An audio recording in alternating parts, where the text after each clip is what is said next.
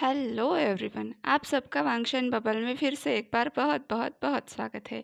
हमारे पर्दानशी प्रिजनर वांगजी की कहानी शुरू करते हैं।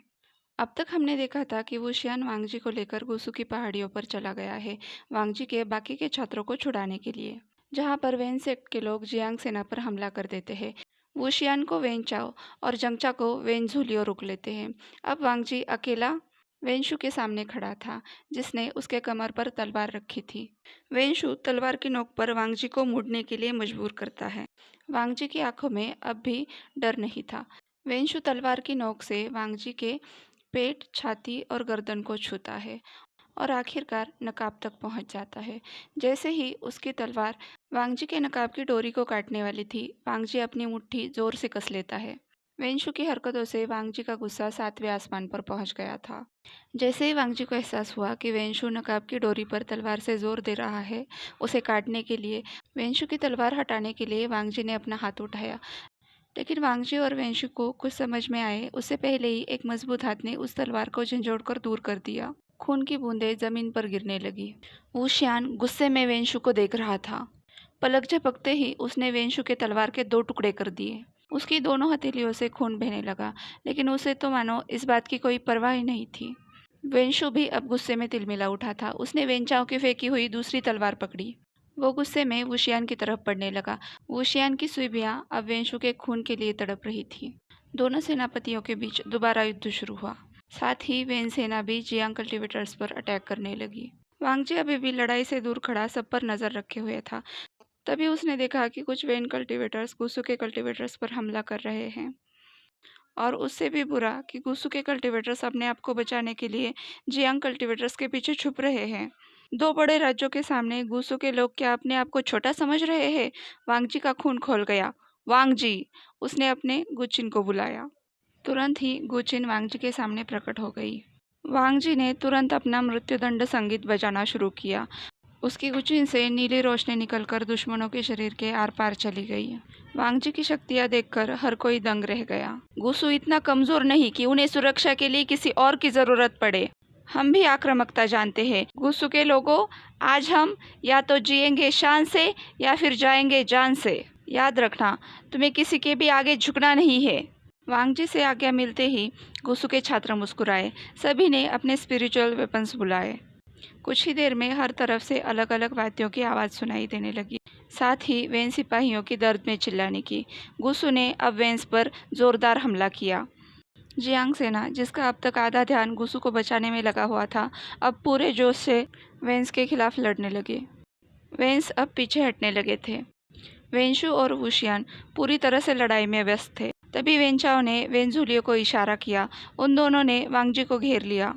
वांगजी ने जैसे ही उन्हें अपनी तरफ आते हुए देखा, उसने तुरंत हाथ घुमाकर गुचिन को गायब कर दिया। वांगजी ने अपने हाथ खोले। ओशियान की तरफ हाथ करके उसने अपनी मुट्ठी खोली और अपने स्पिरिचुअल स्वॉर्ड को आवाज़ लगाई, बिशन। तुरंत वो आध्यात्मिक तलवार निकलकर वांगजी के हाथ में पहुंच गई। वुशियान इस बात से चौंक गया, लेकिन वेंशु अभी भी उस पर लगातार वार किए जा रहा था, जिसकी वजह से उसे वांगजी से बात करने का कोई मौका नहीं मिला। अब बिशेन वेंचाओ और वेंझुलियो के रक्त से नहाने लगी। वांगजी लगातार उन पर वार किए जा रहा था। तभी बाकी बची जियांग सेना की गर्जना सुनाई दी।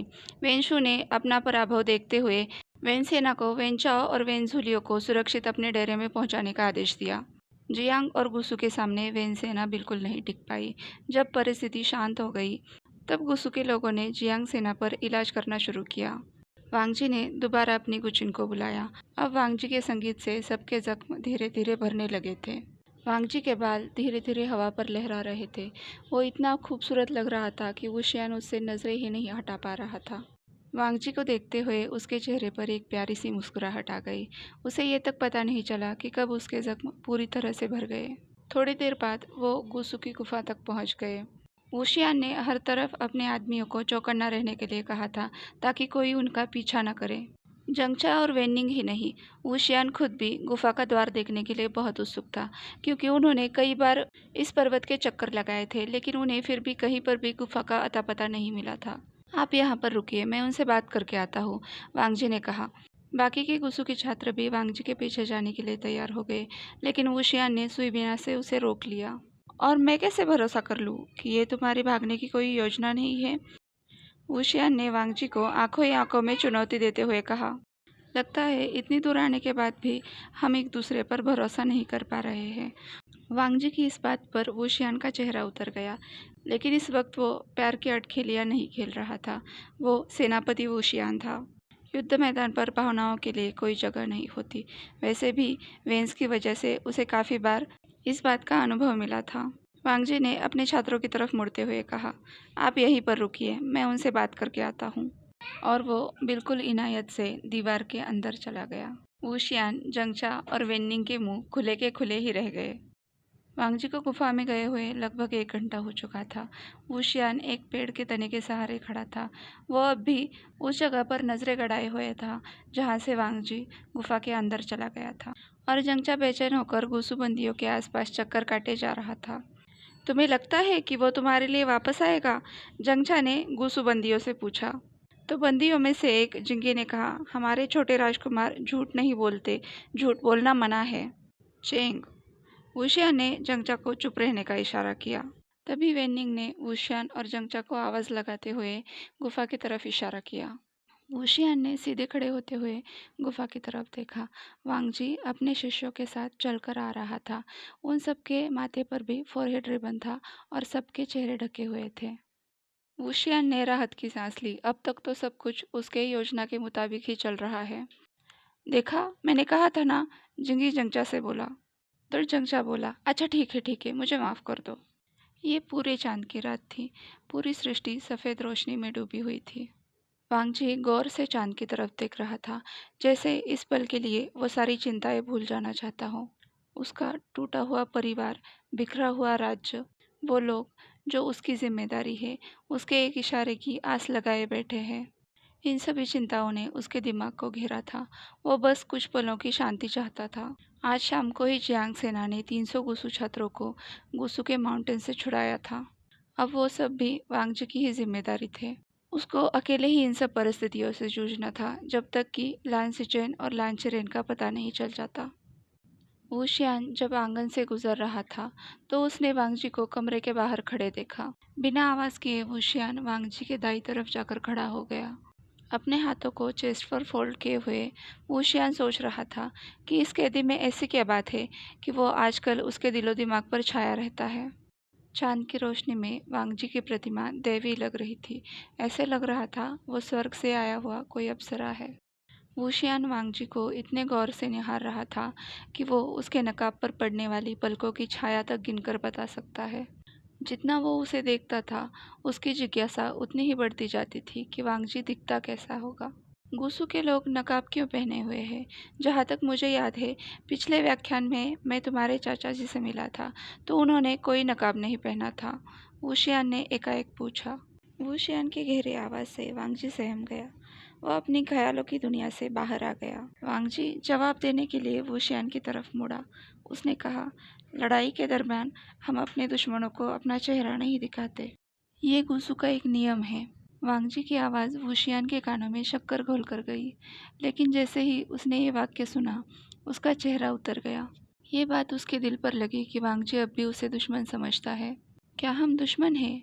वुशियान ने गंभीरता से पूछा। जब से उसने पहली नज़र वांगजी को देखा था, तब से उसकी आंखें वांगजी के ही सपने देखा करती थी, लेकिन उनके बीच भावनाएं पनपना अभी कोसों दूर था। कुछ पलों के लिए दोनों के बीच में शांति छा गई। ये सन्नाटा उनके बीच की दूरियां और गहरी किए जा रहा था। वुशियान के सवाल पर वांगजी ने कुछ देर सोचते हुए बोला, ये तो जाहिर सी बात है ना। पता नहीं क्यों, पर वुशियान को इस बात से दर्द हुआ। वांगजी वुशियान को प्रणाम करके वहां से चला गया, लेकिन वांगजी के दूर जाने से पहले वुशियान ने उसका हाथ पकड़कर उसे अपने पास खींच लिया। इस तरह से वांगजी को छेड़ने की अब तक किसी ने भी जुर्रत नहीं की थी। आंखें बड़ी बड़ी करके वो बस वुशियान को ही देख रहा था। वुशियान की निगाहें वांगजी के नकाब के पीछे का चेहरा तलाशने में लगी थी। वांगजी की कलाई पकड़कर वुशियान ने उसे और अपने पास खींच लिया। हम युनमेंग जा रहे हैं। तुम्हारे बड़े भाई पहले ही वहां पर पहुंच चुके हैं। अब से मैं और मेरे लोग गुसु और गुसु के लोगों की सुरक्षा का ख्याल रखेंगे, वुशियान बोला। तो वांगजी की आंखें ये खबर सुनकर जगमगा उठी। लेकिन अब तक वुशियान की बात पूरी नहीं हुई थी। उसने गहरी आवाज़ में वांगजी से कहा, गुसु के पर्वतों से लौटते वक्त मैंने जो कसम ली थी वो अपने पूरे दिल से ली थी और मैं उसे ज़रूर पूरी करूँगा। वुशियान की आंखों में चमक थी जो अब तक वांगजी के पल्ले नहीं पड़ रही थी, लेकिन फिर भी उस पर बहुत गहरा असर कर रही थी। वुशियान ने वांगजी के हाथ को उठाकर धीरे से उसकी कलाई को चूम लिया। वांगजी के कानों में शुभ रात्रि कहते हुए वो वहाँ से निकल गया। वांगजी बिल्कुल पुतले की तरह एक ही जगह पर खड़ा होकर यह समझने की कोशिश कर रहा था कि अभी अभी क्या हुआ। वांगजी के जिस हाथ पर वुशियान ने किस किया था, वांगजी ने उसे अपने छाती पर पकड़ा हुआ था। एकाएक वो बोला, ये क्या था? वांगजी के दिलो दिमाग का काबू कब का अब किसी और के हाथ में चला गया था। आज के लिए बस इतना ही। मैं जानती हूँ आप मुझसे बड़े पार्ट की अपेक्षा करते हो, लेकिन क्या करें, जितने में एक टॉपिक कवर होता है उतना ही पार्ट बनाना पड़ता है। तो फिर अगले पार्ट में मिलते हैं। तब तक के लिए अपना ख्याल रखिए। मेरे वीडियो को लाइक, शेयर एंड कमेंट कीजिए।